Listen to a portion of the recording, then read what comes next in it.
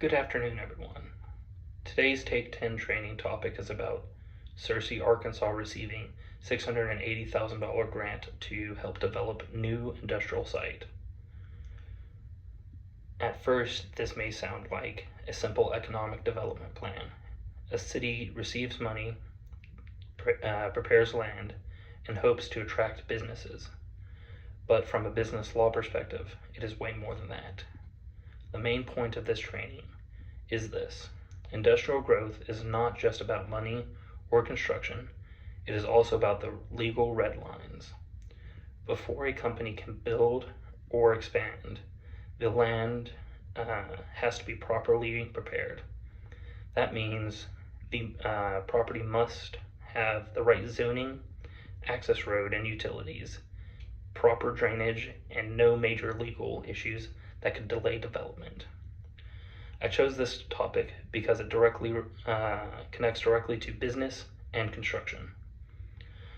Property law according to Searcy, Arkansas, and property law according to Searcy, Arkansas.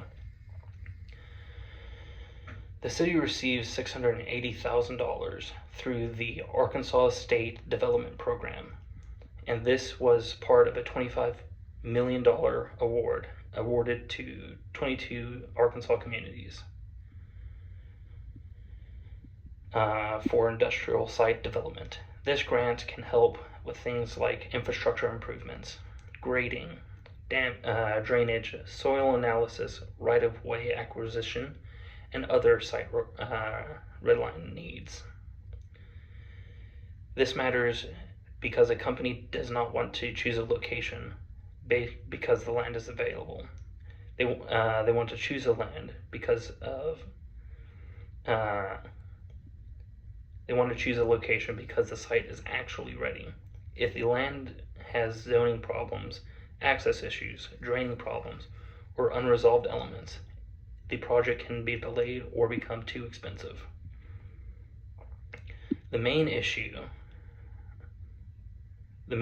class concept connected to this current event is property law, especially land use, zoning and easements, and local government regulations. Chapter 23 explains that real property includes the land and anything permanently attached to it. It also explains that the property ownership is not unlimited, even when someone owns the land. Laws such as zoning, building codes,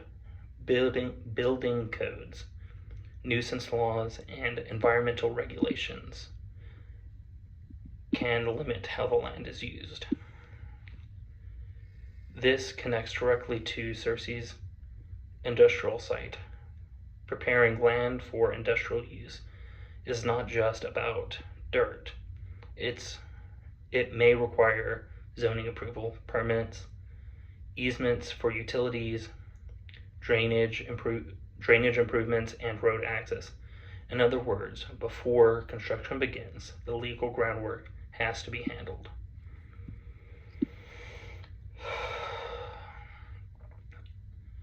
The first case comes from the book that relates to this topic is Classy Cycles, Inc. versus Panama City Beach from Chapter 4. In that case, Panama City Beach passed ordinances regulating motorized scooter rentals because of safety concerns. Classy Cycles challenged this ordinance and argued that the city did not have the authority to restrict businesses. The court sided with the city. The court explained that municipalities have broad authority to regulate activities that affect public health, safety, and welfare as long as the regulation is not arbitrary or unreasonable. This matters to the case for Searcy because industrial development also affects public health, safety, and welfare. A new industrial site can affect traffic, roads, drainage, utilities, and nearby properties. The city has the power to regulate those issues, so development can happen safely and responsibly.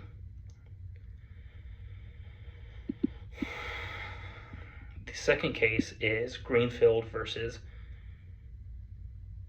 Melody Shore Community Association from Chapter 18.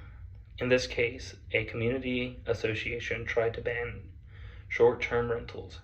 The court ruled that the ban affected the intensity of land use and access to properties, so it's not something that a private association can simply control on its own. It had to be handled through the proper authorities. This case concerns Searcy because individual developers can also change the intensity of land use. Land that may have been unused or lightly used can become a site for manufacturing, warehouses, trucking, or other industrial activities. That change can affect roads, utilities, traffic, drainage, and surrounding properties. The lesson is that the land use changes must be handled by proper legal authorities and through the proper procedures.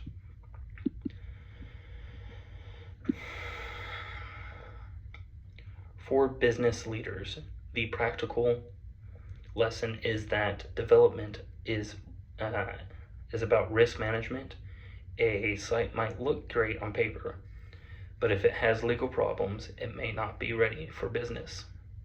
For example, if a company later discovers that it does not have the right easement for utilities, or that zoning does not allow the intended use, the project could be delayed or stopped completely. This is why grants like Searcy's matter. They help communities prepare land for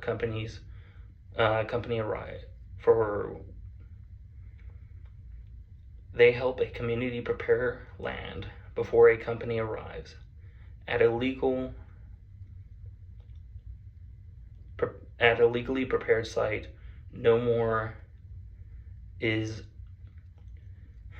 a legally prepared site is more attractive because it reduces unnecessary uncertainties for businesses, developers, and contractors. The main takeaway for the staff is this: before treating a site as a business opportunity, we should treat it as a legal checklist. My recommendation would be a site readiness legal check beforehand, before committing to a industrial or commercial site. We should confirm zoning, review ownership and title, identify easements and right-of-way needs, check roads and utility access, review drainage and grading requirements, and confirm all necessary permits. To conclude, Searcy's $680,000 industrial site grant shows how business growth depends on legal preparation.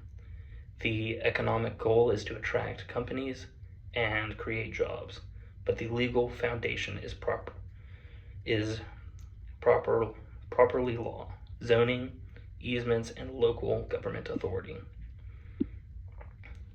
Classy Cycles shows how cities can regulate businesses for health and safety, as well as welfare, while Greenfield shows us that the land use changes must be handled by the proper authority. Together, these cases show that industrial development is not just building something. It's about making sure that the land is legally ready before the building starts. The final message is simple: good development starts before construction.